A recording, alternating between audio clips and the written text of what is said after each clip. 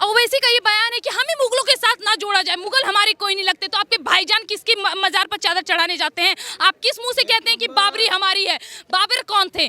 कौन थे बाबर? क्या है बाबर का इतिहास? क्या है औरंगजेब का इतिहास? क्या आप जानते हैं? औरंगजेब जो एक दिन में जब तक 2.5 लाख जनऊ ना जला ले उसकी आत्मा को संतुष्टि नहीं मिलता था। लाल किला और ताजमहल की हैसियत क्या है सर? कभी देख के आइए हमारा भुज मंदिर जो मध्य प्रदेश में स्थित है, कभी देख के आइए हमारे देश में स्थित एक एक मंदिर जो आपके पूर्वजों द्वारा तोड़ी गई है। हमारे देश में ऐसे ऐसे मंदिर मौजूद रहे थे जिसका रहस्य आज तक नहीं कोई सुलझा पाया है। अगर आपको ये लगता है कि शुरुआती दौर से यहाँ पे मस्जिद थे, मकबरे थे, कुतुब मीनार था, इस सब की कोई वैल्यू नहीं है सर। हमारे देश के जैन मंदिर, बौद्ध मंदिर और तो और गुरुद्वारे भी तोड़े गए हैं, उसका जिम्मेदारी कौन लेता है सर? हमारे देश में अल्पसंख्यक हैं, पारसी, जैन, बुद्ध, सिख जो हमारे देश में केवल 2% है, लेकिन आज भी वो लंगर खिलाते हैं। अमृतसर जाके देखिए, सिर्फ मुसलमान ही पथराव करते हुए क्यों दिखते हैं? दारा सिकोह जो हिंदुस्तान की संस्कृति को अच्छा मानता था, औरंगजेब ने, बहुत सारे लोगों को पता नहीं है, अपने भाई दारा सिकोह को इसी दिल्ली की गली में उनकी मुंडी लेके घुमाया रहता और फुटबॉल की तरह मारते थे। आप घर बनाते हैं तो नेम प्लेट लगाते हैं गुरुजी, लगाते हैं ना? आप किसी का घर अगर गिरा देंगे तो वो नेम प्लेट भी नीचे दब जाएगी। जब कभी खुदाई होगी तो नेम प्लेट निकलेगी आपके नाम का।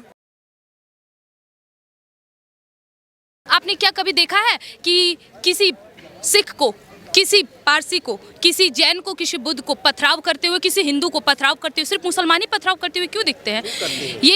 ये लोग मान क्यों नहीं कह रहे? मुसलमानों पे हो रहा है तो मुसलमानों पे अत्याचार, ये मैं हमेशा से कह रही हूँ। हाँ, मुसलमानों पे अत्याचार हो रहे हैं। ये हमारा अखंड भारत 83 लाख वर्ग किलोमीटर क्षेत्रफल तक फैला था, आज 33 लाख वर्ग किलोमीटर क्षेत्रफल तक फैला हुआ है। आपको क्या लगता है किस पर अत्याचार हो रहा है? 70 साल से ये कांग्रेसी सरकार चला रही थी, किसके साथ हो रहा था? चलिए छोड़िए, हिंदू मुसलमान की बात हटाइए। 84 में जो सिखों को मारा गया था, उस टाइम दंगे करवाए गए थे, सिखों की क्या गलती थी? उनको क्यों मारा गया था? उनको क्यों? आप सोचिए, सुनिए, इसी दिल्ली के अंदर जब बीच रोड में सिखों को टायर पहनाकर जला दिया गया था, सिखों की क्या गलती थी?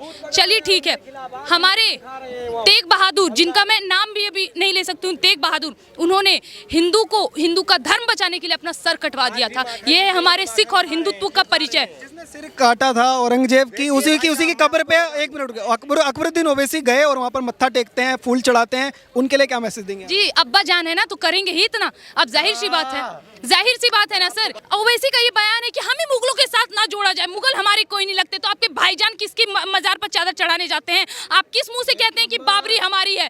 बाबर कौन थे?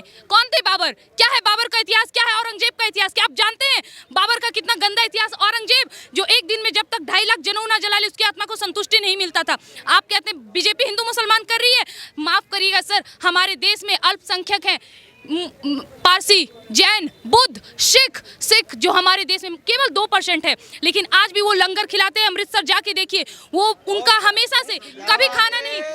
दिल्ली में देखिए, और तो छोड़िए सर, CA-NRC, हमारे सिखों का दिल इतना पवित्र रहता है ना, इतना पवित्र रहता है। उनका ये कर्तव्य है ना कि जब कोई मर भी रहा हो ना, अगर आपको यकीन नहीं, अभी तो हमारी मूवी देखी होगी आपने, केसरी, उसमें क्या कहा गया था कि अगर कोई मर रहा हो ना तो तुम उसे पानी पिलाना। सिखों की ये हृदय भावना है। एक सिख 1.25 लाख इंसान के बराबर होते हैं, एक सिख 1.25 लाख इंसान के बराबर होते हैं। इन सिखों को भी इन्होंने नहीं बख्शा सर। जिस CA-NRC के विरोध में शाहीन बाग में इन्होंने प्रदर्शन किया था, उसी वक्त हमारे सिख भाई लोगों ने उन्हें लंगर खिलाया था। क्यों? वो भूखे प्यासे वहाँ पे प्रदर्शन कर रहे। उसके बाद क्या किया सर? जब दंगा किया तो सबसे पहले उन सिखों का होटल को तोड़ा गया, उन सिखों को जलाया गया। याद है आपको ये कुर्बानी? आप लड़ा रहे हैं सर यहाँ पर। कई मुस्लिम नेता हैं जो वो कह रहे हैं कि मुगल अगर देश में नहीं आते तो ना लाल किला बनता, ना ताजमहल बनता, ना कुतुब मीनार बनता। हमने इतनी चीजें उनको लाल किला और ताजमहल की हैसियत क्या है सर? कभी देख के आइए हमारा भुज मंदिर जो मध्य प्रदेश में स्थित है, कभी देख के आइए हमारे देश में स्थित एक एक मंदिर जो आपके पूर्वजों द्वारा तोड़ी गई है। हमारे देश में ऐसे ऐसे मंदिर मौजूद रहे थे जिसका रहस्य आज तक नहीं कोई सुलझा पाया है। अगर आपको ये लगता है कि शुरुआती दौर से यहाँ पे मस्जिद थे, मकबरे थे, कुतुब मीनार था, इस सब की कोई वैल्यू नहीं है सर। आज भी आप खोदने की जरूरत छोड़िए, अगर आप जाओगे ना, प्रवेश करोगे तो आपको वहाँ पे हमारा मंदिर दिखेगा। हमारे देश के जैन मंदिर, बौद्ध मंदिर और तो और गुरुद्वारे भी तोड़े गए हैं, उसका जिम्मेदारी कौन लेता है सर? ये जो बात आप कह रहे हो हर बार कि जो मस्जिद थी वहीं रहने दिए जाए, अगर आपको ऐसा लगता है कि शुरुआती दौर से मस्जिद थी और मंदिर तोड़ के मस्जिद नहीं बनाई गई है, सर नालंदा विश्वविद्यालय तो आपके सामने जीता जागता एग्जाम्पल है, उसका गवाह कौन देगा? जो बाबरी भी तो छीन ली कह रहे हैं। आपकी बाबरी आपकी कैसी? एक तरफ आप कहते हो कि बाबरी मस्जिद हमारी है, यानी कि हम बाबर के पैदाइश हैं। आप एक साइड ये बयान देते हो, दूसरे साइड आप कहते हो कि हमारा मुगल से कोई ताल्लुक नहीं। ये कौन सी राजनीति खेल रहे हो सर? वही राजनीतिक जो 70 साल से खेल रहे थे। माफ करिएगा, भारतीय जनता पार्टी की सरकार है अब आपकी, ये सब राजनीतिक नहीं टलने वाली है। आप लोग जो हैं वो फिर कृष्ण जन्मभूमि पे भी दावा कर रहे हैं, कुतुब मीनार पे भी दावा कर रहे हैं, कह रहे हैं सारी चीज़ों खो दोगे क्या? जी बिल्कुल सर, 4 लाख मंदिर तोड़े गए हैं हमारे देश के। 30,000 की बात तो अभी ऐलान हुआ है कि 30,000 मस्जिदों को तोड़ा जाएगा। बिल्कुल तोड़ा जाएगा। अभी सब 3, अभी ताजमहल, कुतुब मीनार अभी सब बाकी है, और हमारा भव्य मंदिर। माफ करिएगा सर, हमें तो नहीं लगता है, लेकिन फिर भी हमारे देश में कलाकृतियों की कमी नहीं है। हमारे देश में ऐसे कलाकार रहे थे जिन्होंने इतने भव्य मंदिरों का निर्माण किया था, जिसको तोड़कर वहाँ पे मस्जिद का निर्माण किया गया था।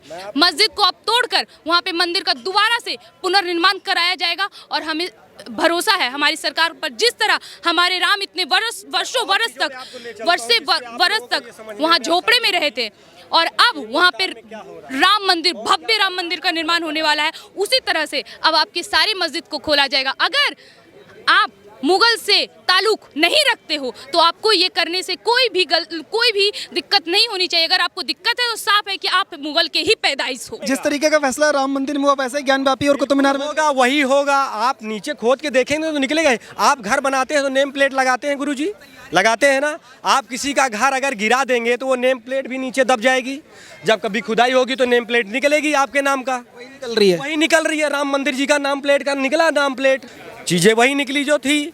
राम मंदिर किसी और देश में तो नहीं निकला खुदाई कराने। औरंगजेब ने, बहुत सारे लोगों को पता नहीं है, अपने भाई दारा सिक्को को इसी दिल्ली की गली में उनकी मुंडी लेके घुमाया रहता और फुटबॉल की तरह मारते थे।